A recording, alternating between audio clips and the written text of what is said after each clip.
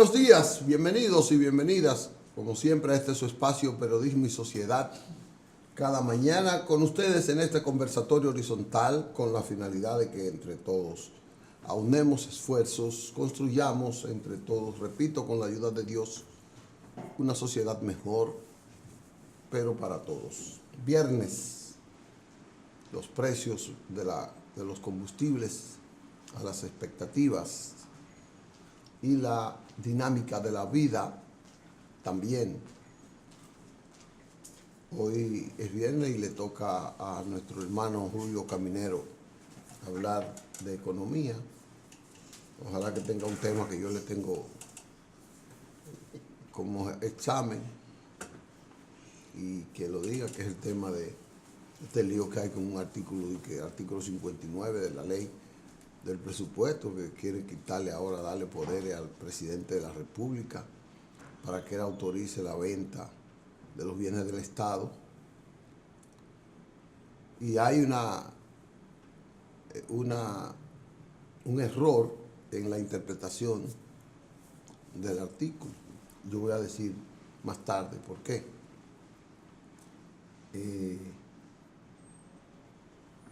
Pero mientras tanto, Julio nos va a detallar quizás otros temas que tiene él en su agenda.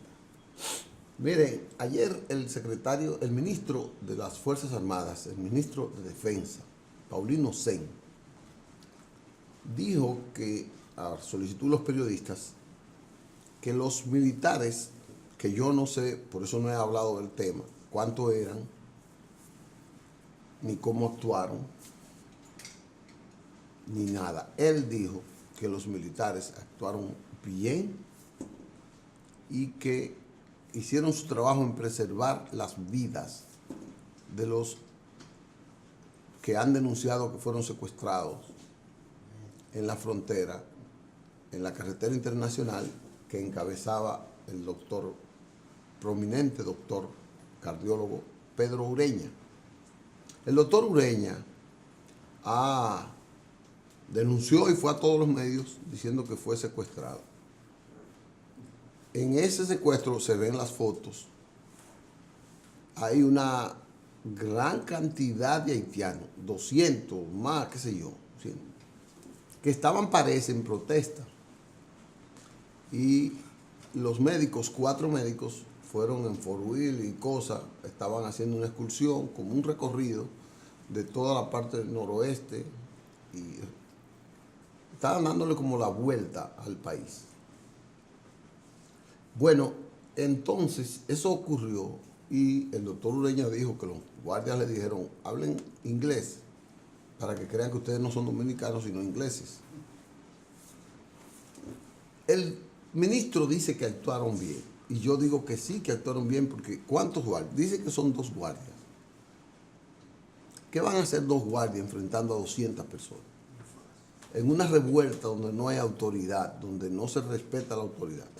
Ellos, los haitianos, respetaron que no pasaron a territorio dominicano. Porque ahí se ve que ellos no pasaron a territorio dominicano, los haitianos. Y los guardias también, pero estaban en la carretera neutral, la carretera internacional. Entonces los guardias están ahí del lado y preservando la vida. Esto ha sido exacerbado porque aquí hay varios grupos, aquí hay varias tendencias. Aquí hay una tendencia de gente que quiere que quemen cada haitiano que anda por la calle porque se lo den frito y se lo coma. Y quieren hacer una campaña de política de pseudo-nacionalismo a través del antihaitianismo, pero permiten cualquier otro extranjero aquí. Es como el pleito de Santana. Santana era un patriota antihaitiano, pero anexó el país 3 veces. Pero él es un patriota. Entonces, esas falsedades que me siento ser nacionalista, yo quiero que eso quede claro en mí. Entonces, hay un grupo que, como yo, entiende que las relaciones con Haití hay que manejarlas de acuerdo a la ley. Y que hay que manejarla de acuerdo a la ley para los dominicanos y para los haitianos. Los dominicanos que traen haitianos ilegales, eso tienen que ser sancionados. Pero no es que no es a los haitianos es a los que traen los haitianos. A los haitianos hay que deportarlos. Pero a los que traen hay que hacerle alguna sanción. No lo hacen. ¿Usted sabe por qué no lo hacen? Porque los haitianos, dominicanos que traen los haitianos están en combinación con el poder. O están vinculados al poder. O son gentes del poder. Porque yo no voy a entrar 60 haitianos. A mí no me dejan entrar 60 haitianos por la frontera. Por ningún lado de la frontera yo puedo entrar 60 haitianos de un tiro. Yo no puedo. Alguien lo puede entrar y lo entra. Y yo conozco haitianos que pagan 10,000 pesos. Que me dicen, yo pagué 10,000 pesos para venir.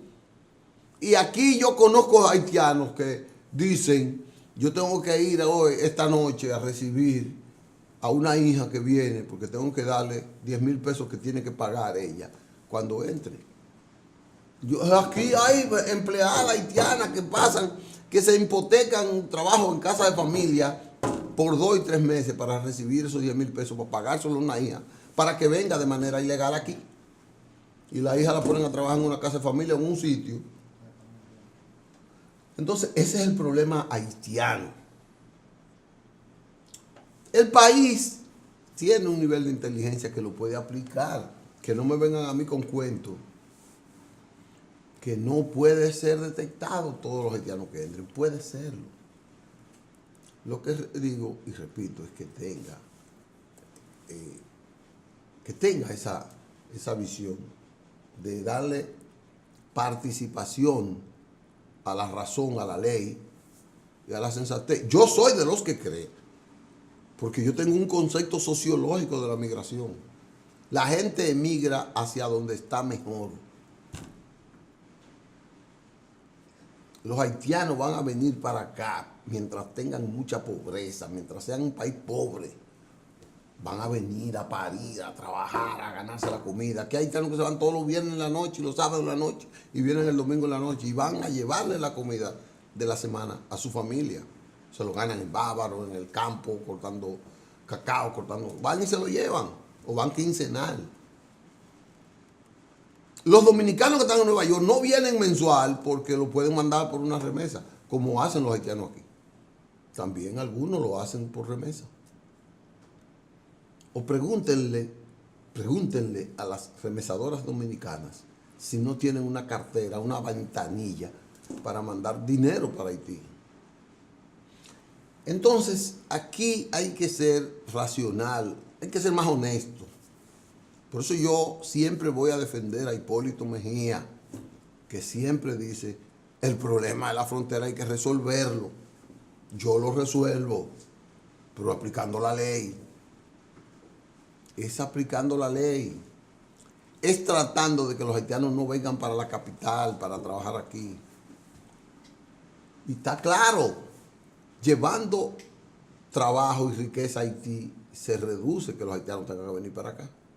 Por eso aquella ley de desarrollo fronterizo y aquella ley de inversión binacional, de que se construyan zonas francas en Haití. Señores, aquí hay empresarios dominicanos que tienen 8,000 y 10,000 empleados en Haití. Esos 10,000 empleados que hay en Haití no vienen para acá. No vienen. Y yo conozco 2 empresarios de zona franca que tienen casi 15,000 empleados ellos 2. Ellos nos lo han confesado a nosotros. Entonces el problema, usted va a matar a 1,000 haitianos. Ahí hubiese habido una crisis política de ribete internacional si esos guardias no actuaban como actuaron. ¿Por qué tenían que matarlo? Gente, no, que tienen que matarlo, no, que tienen que matarlo. No, es cuidar la frontera lo que tienen que hacer y cuidar al que está ahí. Dice el ministro de Defensa que a los médicos no le pasó un rasguño. ¿Qué secuestro fue eso? Y lo soltaron a la hora, a las 2 horas. O sea, ellos pudieron pasar, no es que lo soltaron. Porque la Fuerza Armada no dice que fueron secuestrados, ¿no?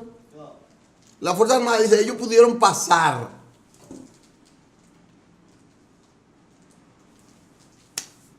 Entonces, hasta lo del secuestro está en duda. Porque el secuestro es un escándalo, es un término escandaloso para engañar a mucha gente, posiblemente. Posiblemente hubo secuestro. Posiblemente lo hubo. Yo no lo veo el secuestro. Ahí había, yo recordaba, qué sé yo, si hubiese habido, la Secretaría de la Fuerza Armada tiene un nivel de secuestro importante. Porque a los guardias se les escapa el que ellos quieren.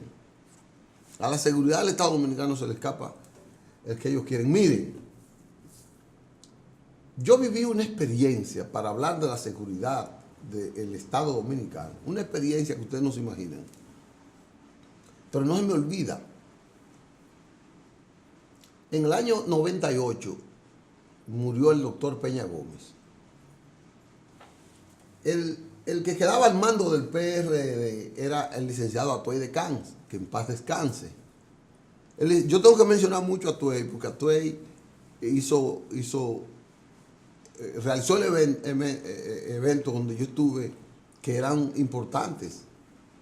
Entonces, el licenciado de Cans, el día que Peña muere, nos coincidimos, yo llegué, estaba todavía, como dicen aquí, en la sanda. Estaba en la cama, tirado. Y Atuey está hablando por teléfono y me dice, mira, tú te vas a encargar de manejar el micrófono a partir de mañana. Lo vamos a velar en el Centro Olímpico Juan Pablo Duarte y ya conseguí el permiso del presidente de la República. Que me dijo eso. Yo voy al otro día, muy bien, eso fue el día 11. El día 12 es el día que llevan a Peña, el día que van figuras trascendentales, y ese día va el doctor Balaguer y va el presidente de la República, que era Leonel Fernández. El doctor Balaguer va, óigame, yo era el que tenía el micrófono anunciando la llegada de ellos y todo, y el licenciado Atuey de Cans está al lado mío, coordinando con el equipo, el primero, el equipo Bello Andino y todo, para que llegara Balaguer. Y llegó Balaguer, se le armó su pasillo, su alfombra roja, y él fue y dio el peso. Más tarde llega el presidente de la República, Leonel Fernández. Atuey tuvo una discusión con Norge Botello, que era el que estaba coordinando eso. Creo que era Norge Botello y Miguel Coco, no recuerdo si eran los dos. Porque ellos querían que Vincho fuera. Ellos le dijeron a Atuey, Vincho va a ir con el presidente. Y Atuey le dijo, no me entren a Vincho aquí, porque si me entran a Vincho aquí, se va a armar la que yo no puedo controlar. Pero la idea era ir con Vincho. Creo que Alidio Cadet también. Él estaba hablando con dos o tres dirigentes del PLD que tenían que ver con la ida del presidente Fernández al velorio. Cuando llega el doctor Fernández al velorio, señores, los compañeros que estaban ahí, o gente que estaba ahí, comenzó a disparar cacarones de China, cácara de guineo, y todo hacia el presidente, hacia la persona del presidente. No hubo una bala, fue cácara de China, ¿cómo es? Gollejo de China, de esas cosas que la gente come. Cácara de guineo, de la fruta que la gente la sobra, la basura, hacia el presidente de la República, que fue mi respeto. Y lo digo, y ahí está el video, porque en YouTube te entra y está hoy un video de una voz llamando a los compañeros a la calma, que es el presidente. Ese soy yo que está haciendo eso. ¿Qué pasó? A los 15 días, oigan esto que lo voy a decir, a los 15 días, todo el que se sospechó que tiró un bagazo ahí estaba muerto.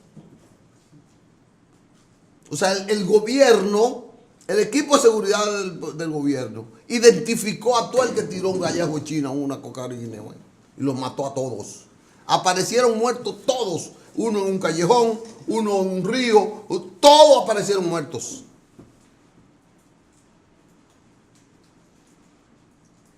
Esto no quiere decir que esto se estuviera bien. Esto es historia y yo lo tengo escrito. Esto quiere decir que a los organismos de seguridad del Estado se les escapa lo que ellos quieran, los que lo dirigen quieran. No es verdad que aquí pasan cosas y que ellos no lo sepan. No es verdad que aquí entran los haitianos y ellos no lo saben. Ellos lo saben. Lo que pasa es que ellos no pueden, una política exterior de tolerancia, el presidente y el gobierno no puede hacer esas cosas que mucha gente quiere que haga. Así es la verdad desde el punto de vista mío. Puede ser que yo esté equivocado. Entonces yo quiero respaldar al ministro de la Fuerza Armada, que sí que es verdad que los guardias actuaron bien. Porque si esos guardias se ponen a disparar tiros ahí contra 200 gente y matan y hieren a 2, se arma una guerra, se arma un lío del carajo. Entonces esos teóricos que pierden autoridad frente a mí, cuando yo los oigo hablar con ese sectarismo y con esa xenofobia, pierden la autoridad. Los xenófobos no tienen autoridad para orientarme, son desquiciados mentales. Los xenófobos son desquiciados mentales y no es verdad que son patriotas. No importa el rango que tengan, son desquiciados mentales y no es verdad que son patriotas. Xenófobos. Usted debe ser patriota frente a todos. Nosotros tenemos un problema con los haitianos, porque nosotros tenemos una invasión aquí. Y hay que resolverlo, rápido hay que resolverlo. Pero eso hay que resolverlo sobre la base de comprender y de cooperar con todo el mundo. Y el gobierno dominicano tiene que hacer un llamado al mundo, para que vaya a Haití. Y no se roben los cuartos. Y el que se los robe como se los robaron los del terremoto, caer preso en Haití, en Estados Unidos, meterlo a la cárcel del Alcatraz, ahí a la isla del Alcatraz, donde sea, el que se robe los cuartos de un pueblo como Haití. Puede ser presidente, san secretario, san ministro, san mensajero, san empresario, quien sea, tiene que ser preso. Porque es un desalmado. El que se roba ese dinero es desalmado. El que se roba, el que provoca la pobreza con el robo es un desalmado. No es verdad que tiene vocación humana. Este es un deshumanizado.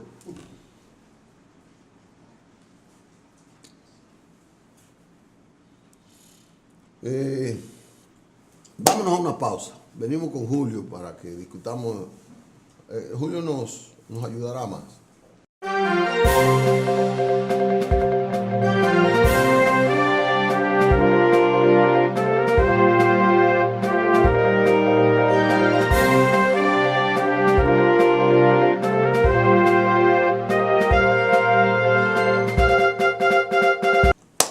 Bien, ya hablamos de ese tema, ahora venimos con el otro. Julio Caminero, economista, está aquí todos los viernes con nosotros, orientándonos sobre el devenir de la administración financiera del país. Buenos días, Julio. Licho, buenos días, amigos televidentes. Licho, yo recuerdo que al final de la intervención nuestra anterior, no pudimos concluir porque nos estaban haciendo muchas señas, porque se había agotado el tiempo cuando hablábamos del presupuesto, de este tema del artículo 59, contemplado en el proyecto general de la Nación para el próximo año, y también de otro artículo que tenía que ver con las bancas de lotería. ¿Qué dice este artículo 19? Coincidencialmente, creo yo, y excúsame que nos demos ese bombo, que a raíz de nuestra intervención, cuando agotamos ese tema, empezamos entonces a oír a otros agentes económicos, a otros economistas opinantes, hablar de este tema del artículo 59. Y ellos se lo habían manifestado en alguna tertulia, algunos economistas. Y ese artículo 59 llama mucho la atención, porque ese artículo autoriza al Poder Ejecutivo, a través del Ministerio de Hacienda, a vender acciones de empresas públicas por el equivalente del 10% de la deuda del sector público no financiero. Eso quiere decir que si la deuda del sector público no financiero asciende a 31.000 millones de dólares, el 10% de ese total son 3.100 millones de dólares.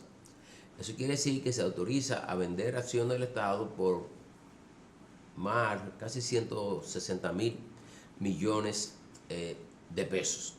Pero aún más, el artículo autoriza al Ministerio de Hacienda a hacer los arreglos correspondientes si se presentase la oportunidad de vender hasta ese monto de acciones del Estado. Eso es como autorizar al Poder Ejecutivo, después que haga la transacción, sí, que ese tema retorne al Congreso Nacional, que es lo correcto, porque está bien que se apruebe, okay, que se apruebe, que se pueda vender, pero que eso se retorne al Congreso para que sea el Congreso, independientemente de que el poder del que el gobierno cuente con la mayoría o no, pero que sea el Congreso que analice, que evalúe las condiciones bajo las cuales se vendería hasta el 10% de las acciones. En el día de ayer, el ministro de Hacienda... Hasta el 10% de las acciones es hasta el equivalente al 10% de la deuda. De la deuda. Exacto. Y estamos hablando que sería un monto de 3.000 millones de dólares. Y nosotros dijimos en ese momento que lo que veíamos más a la vista era el tema de Punta Catalina. Porque ya pero no está en el presupuesto. No está en el presupuesto de Punta Catalina. En el presupuesto anterior del 17 sí se había hablado de que el gobierno tenía la intención de vender el 50% de las acciones de Punta Catalina. Entonces ya sí ahora el ministro de Hacienda, Donald Guerrero Ortiz, dice que la idea es vender el 50% de la planta Jacabor Punta Catalina. Ya lo expresó el ministro de Hacienda. Ya lo expresó, se lo expresó a la comisión bicameral que estudia el proyecto general de la Nación para el año 2017. Esto quiere decir que si se intenta vender el 50% de las acciones de la planta Jacabón Punta Termoeléctrica, ¿cómo se dice? Centrales Termoeléctrica Punta Catalina, el 50% dice... Hay una misión del Fondo Monetario Internacional que está de visita en el país, se reunió también ayer con el sector energético y entonces alrededor al concluir esta reunión, Rubén Bichara Jiménez dijo de que hasta el mes de septiembre se habían invertido en Punta Catalina 2.117 millones de dólares y que eso incluía parte de los 336 millones de dólares del acuerdo contingente que se firmó con Odebrecht para continuar la ejecución de la obra y poder vender estas plantas durante el año que viene. El 50% de 1.117 serían mil y pico millones de dólares. 1.200, pero se proyectaba a 2.500 algo así. El presupuesto original de Punta Catalina son 1.945 millones de dólares, excluyendo el pago de los impuestos. Recuerden, cuando se presentó la obra, una modalidad... Tiene una exoneración de impuestos. Al exonerarle los impuestos, entonces la obra se previó ejecutar con 1.945 millones de dólares. Pero desde hace casi un año, entonces Odebrecht reclama al Estado Dominicano, al gobierno central, 708 millones de dólares para poder concluir la obra. Y dice que eso se debe a que hubo retrasos y algunos detalles que todavía uno no conoce a cabalidad. Eso quiere decir que si Odebrecht gana la licitación, el Estado habrá invertido 2.117, vamos a decir 1.945 más 736 millones de dólares, serían unos 2.500 millones de dólares. Hay algunos especialistas que sostienen que esta obra va a concluir en unos 3.000 millones de dólares. Pero recuerden que en todo momento se ha hablado de que esta central termoeléctrica tiene sobrecostos. Entonces, habría que ver hasta dónde es posible que aparezcan inversionistas dispuestos a pagar, diríamos, 1.500 millones de dólares, por lo que sería el equivalente al 50% de las acciones de Punta Catalina. Si ocurriese esto, de que inversionistas se interesen, se pensó en su momento que los chinos podrían interesarse por invertir ahí. Siempre muchos expertos, muchos observadores de la situación dijeron que era difícil que ocurriese de esa manera porque los chinos habían participado en la licitación para la construcción de estas plantas termoeléctricas y habían hecho una oferta que era el equivalente al 50% de los 1.945 millones de dólares que se estimó para construir. Pero los legisladores no están cuestionando si se va a vender Punta Catalina o no. No, claro que no. A pesar de que lo dije aquí en el programa, yo fui a Punta Catalina, he ido 2 veces o 3 veces, y un técnico, un ingeniero me dijo, Punta Catalina es necesario, me convenció a mí, de que Punta Catalina y hacer otra también es necesario. Pero nunca se dijo que no fuera necesario. No. Lo que te quiero decir es esto. Que si tú deslindas los cuestionamientos por la parte jurídica, pero la parte técnica es necesaria. Entonces él me dijo, lo más importante es que la sociedad dominicana conozca que Punta Catalina en 5 o 6 años, con todo el dinero invertido por el Estado, recupera esa inversión. Y ya después de ahí es propiedad del Estado y es ganancia total. Pero los analistas financieros no pensamos de esa manera. Bueno. O sea, tú no me puedes decir que yo voy a hacer una inversión, voy a correr un sobrecosto, ¿verdad? En la cual es que yo soy tu analista financiero y tú decides invertir en acciones de una empresa, de la empresa ABC. Y el precio de las acciones de esa empresa ABC están al día de hoy a $50 las acciones. Y yo te voy a convencer a ti, porque yo me voy a aprovechar, de que pagues por esas acciones $125 por cada una. Y yo te voy a decir, mira, en 5 o 6 años tú has recuperado tu inversión.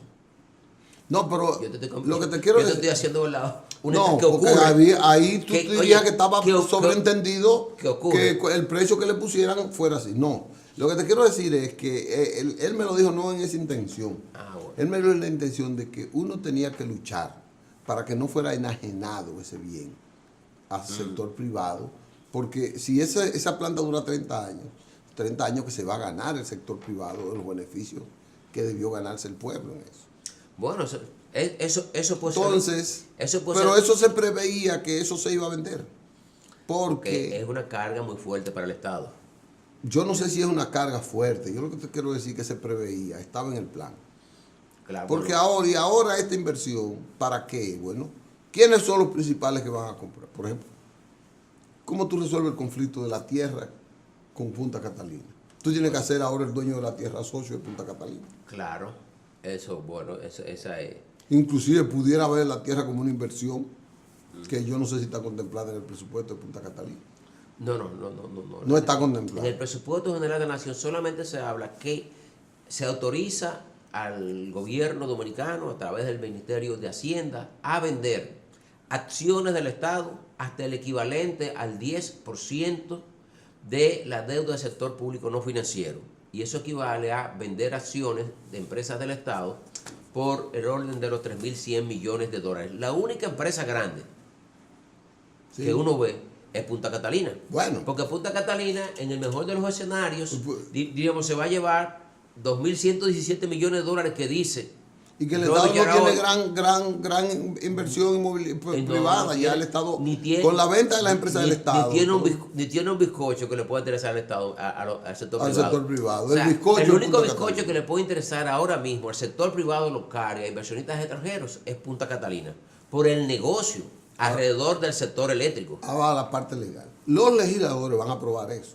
Claro. Yo no tengo la menor. No, ellos dijeron que van a aprobar. Ellos dijeron que van a aprobar. Lo van a aprobar. Dijo Dionis Sánchez, que es el presidente de la Comisión Bicameral, que va a aprobar el presupuesto sin ninguna modificación. Sí, pero también los legisladores tienen razón. Oye, ¿por qué? O sea, mira las atribuciones que tiene el Congreso Nacional. Te voy a leer la Constitución de la República. Las atribuciones 2 del Congreso Nacional. Dice: A. Aprobar o rechazar el estado de recaudación o inversión de las rentas que debe presentarle el Poder Ejecutivo durante la primera legislatura ordinaria de cada año, tomando como base el informe de la Cámara de Cuentas. Eso es el presupuesto. O sea, la inversión... No, cuando se habla de la Cámara de Cuentas, recuérdate que anualmente, se me fue una R, anualmente, el Congreso tiene que descargar al Poder Ejecutivo en lo que tiene que ver con la ejecución del presupuesto. Oye, pero la ejecución de la anterior. De la anterior. Entonces, que ahora, la Cámara de Cuentas rinde un informe, entonces es el Congreso mira lo que dice aprueba, sobre todo el Senado. Mira lo que dice el B.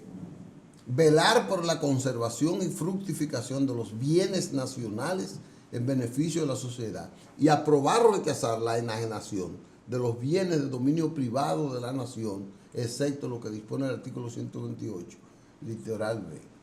Por eso que dice... Entonces, cuando ellos aprueben ese artículo, en la ley de presupuesto, ellos le están descargando, autorizando al presidente. Bueno, lo que dicen algunos legisladores, veía en el día de hoy las declaraciones de Ginés Brunigal, de que aprobar el presupuesto general de la nación de esa manera sería como otorgarle, sería violar la Constitución de la República en ese sentido que tú dices ahí, porque lo ideal sería que se apruebe, ok, autorizamos que en el transcurso de 2019 se pueda, el Poder Ejecutivo a través del Ministerio de Hacienda pueda vender acciones por hasta 3.100 millones de dólares de empresas del sector público, sin ponerle apellido, por si aparece otro, si por lo que aparece son unos terrenos propiedad del Estado que le interesa a algún inversionista y se vayan a vender. Lo que se dice es que esto corra el procedimiento legal correspondiente. Que vaya al Congreso. Que la transacción vuelva al Congreso. Exacto. Porque es que el artículo 59 es muy general. Muy general. Autoriza al Ministerio de Hacienda, dice, hacer los arreglos correspondientes. Eso es lo que tiene que agregarle un párrafo a ese artículo. A ese artículo para que esa transacción retorne al Congreso una vez sea aprobada por el Ministerio de Hacienda o estructurada esa venta de patrimonios del Estado, porque así debe ser. Aunque finalmente se lo aprueben, pero que corra el procedimiento. Bueno, modificar ese artículo con un párrafo, eso implica que necesita las 3/4 partes de la votación del Congreso Nacional. Bueno, entonces eso porque es una votación especial, por 2 razones. La ley de presupuesto es una ley fundamental, pero además modificar un contrato que envíe el presidente. En este caso un anteproyecto de ley. Un anteproyecto de ley que envíe el presidente, eso no se aprueba con la votación simple. Bueno, dice tu amigo Dionis Sánchez, de que solamente está en la fase de redactar el informe final, porque no le va a introducir ninguna modificación al presupuesto general de la nación. Inmediatamente pensé en la rectora de la Universidad Autónoma de Santo Domingo, Emma Polanco, un programa de ayer que decía que tenía la esperanza de que la comisión bicameral que estudia el proyecto de presupuesto le aumentase el presupuesto de la Universidad Autónoma de Santo Domingo, pero dice que no, o sea que ya eso quedó. O sea, no hay más dinero para la UAS. No hay más dinero para la UAS. Eso es un golpe duro a la UAS, muy duro. Y para otras instituciones que así lo necesitan, que, fíjate, cuando tú estás hablando, ¿qué dice el ministro de Hacienda? Queremos vender las acciones de Punta Catalina, porque de esa manera, dice él, y es verdad, de esa manera no tendríamos que recurrir a los préstamos para financiar el presupuesto. Porque ahí habría, vamos a decir que ahí habría 1.500 millones de dólares. Si es que esas plantas se valoran en 3.000 millones. Si se valoran 2.500 millones de dólares, son 1.250 millones de dólares. Porque es el 50%, es el 50%, dado que el Estado se debe quedar con el 50%. Es la cosa, es el 50% que se ha hablado en todo momento que se vendería. Y además no se va a vender el 100% de esta planta, que serían. Son capaces de todo, ¿por qué no? Todo es posible. No parece que se hacía, ni procedería que tan rápido eso ocurre. En todo momento lo que se habló de que el Estado debió propiciar que el sector privado se hiciera cargo de incursionar en la construcción de plantas de esta naturaleza para llevar mayor energía, mayor oferta de energía al mercado, de reducir el precio, mayor eficiencia, tratar de reducir pérdidas. Pero fíjate que cuando tú comenzaste, en ningún momento nadie cuestionó que se construyeran las Puntas Catalinas, porque a construir a lo que le iba a dar y le da al gobierno capacidad de negociación frente al sector privado. Seguro. Porque si uno iba a llegar a esta fecha con los brazos cruzados, ya eso no es así. Lo que se ha cuestionado en todo momento es la característica, la forma, el tema de la licitación, el tema de si hay o no hay sobrecostos, ¿verdad? Porque aquí han opinado de todos lados. Aquí yo he leído algunos artículos de Andy Dawager que plantea que esta planta tiene un costo de construcción muy por debajo del de otras. Pero tú te lees a un especialista en este tema como Toñito Almonte y te dice exactamente todo lo contrario. Pues te digo, bueno, una vez determinado que realmente el costo de construcción de esta planta son 2.500 millones de dólares, ok, vamos a vender el 50%. 50% son estos. Ahora vamos a ver si tú lo vas a hacer mediante una licitación. Ellos quieren hacerlo antes de que la tenga que prender de manera oficial. Creo que también eso se dijo ayer. Bueno, fíjate Ellos que quieren como que vea que cuando se prenda, también participe el sector privado como parte de tú sabes que, del emprendedurismo. tú sabes que ahora, con relación a esa planta, tenemos la buena noticia de que el precio del carbón mineral está Bajando. bajando. Por eso fluctúa mucho. Junto con los precios del petróleo. Por eso fluctúa O sea, mucho. Eso depende de cómo esté en paz el Medio Oriente, Sí. cómo esté Rusia con el gas y etcétera. Y cómo serían las reacciones a mediano plazo con relación a las sanciones que le impuso Donald Trump. O sea, le renovó las sanciones, o sea, rompió el acuerdo que llegó Barack Obama de desnuclearización de Irán. Vino Donald Trump, lo echó hacia atrás. La reacción se pensaba que era que subiesen los precios del petróleo, pues ha ocurrido todo lo contrario. Los precios han bajado a niveles de febrero. El West Texas, el Brent, bajó al nivel de abril y ahora el carbón mineral ha estado en una tendencia bajita.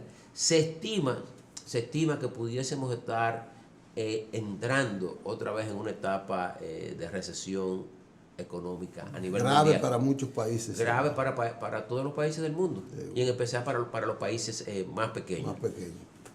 Vamos a una pausa. Seguro que tiene otro tema, Julio, Así para es. que lo abordemos. Vamos a una pausa. Seguimos con Julio Caminero hablándonos de economía, finanzas públicas y demás en este programa Periodismo y Sociedad.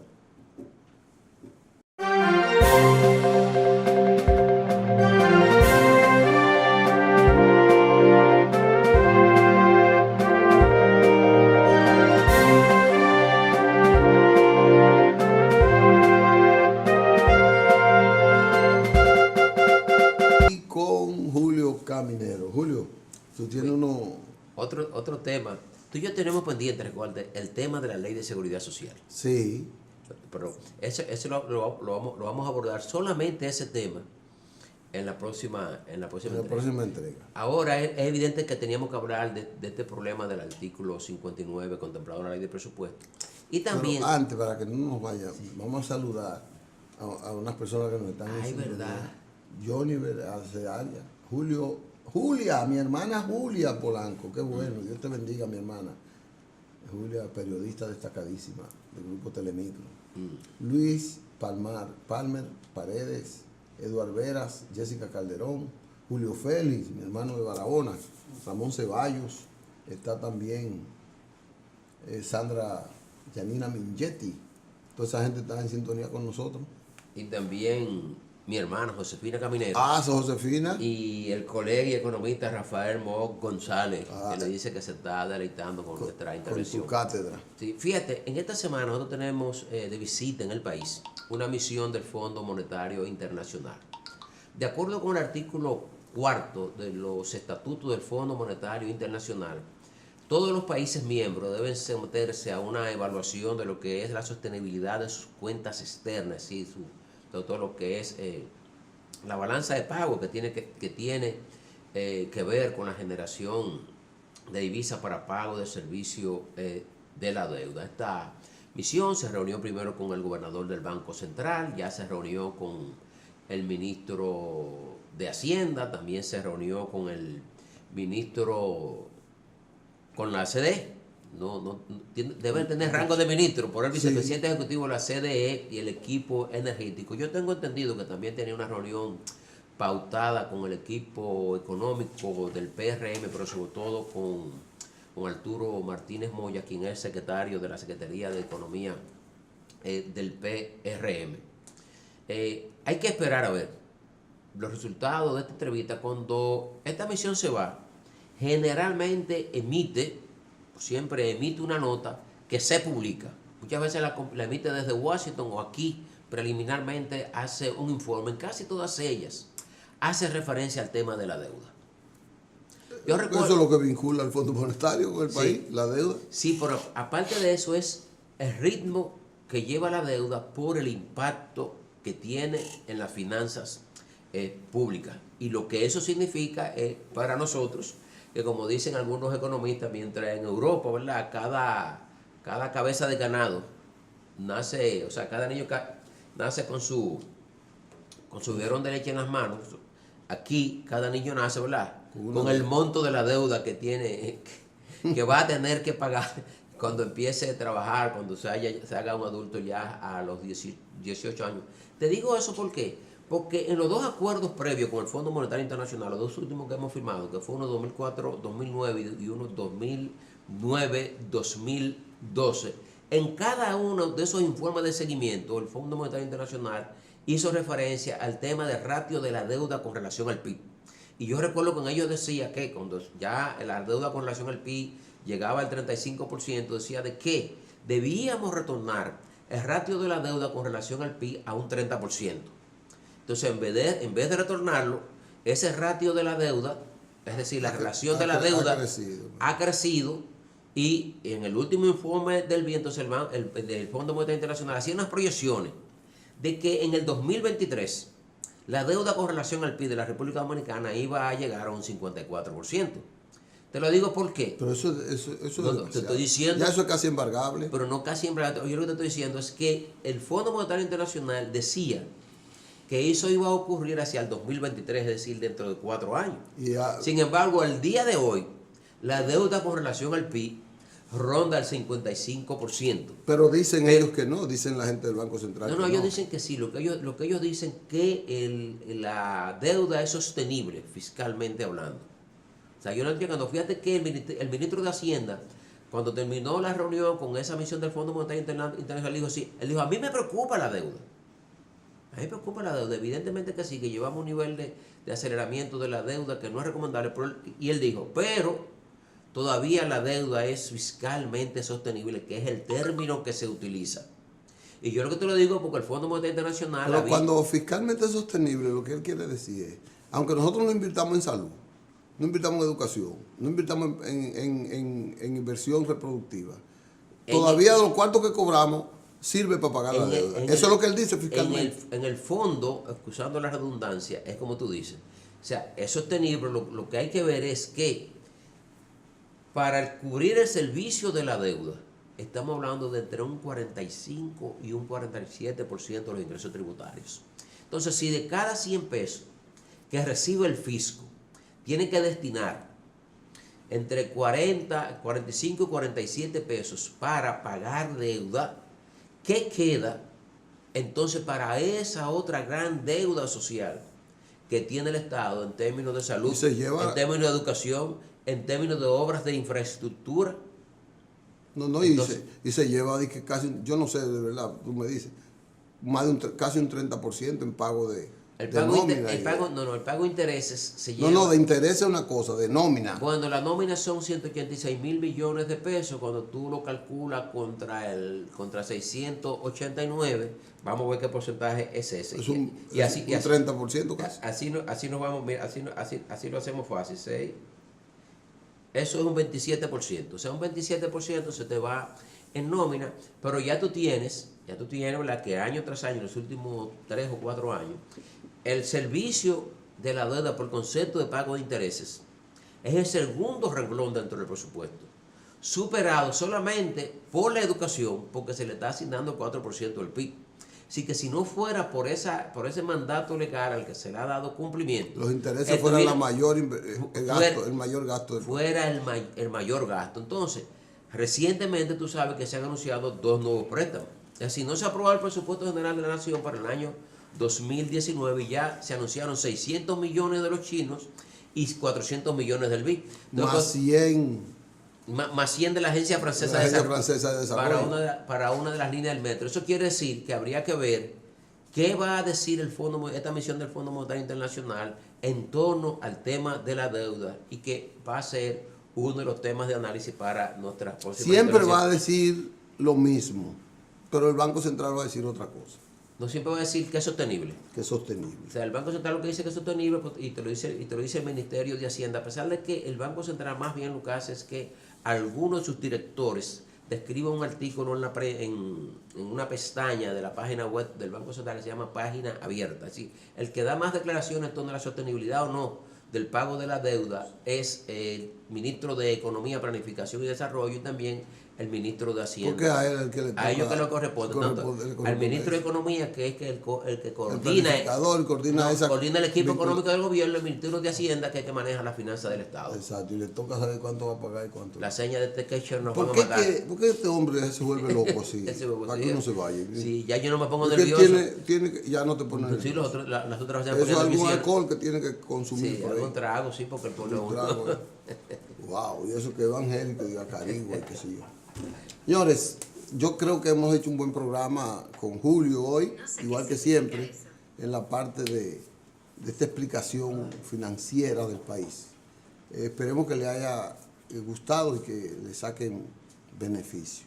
Nosotros vamos a invitar a Julio para que vuelva en su próxima presentación con un tema como el de la seguridad social, que ya él nos ha amenazado con traerlo.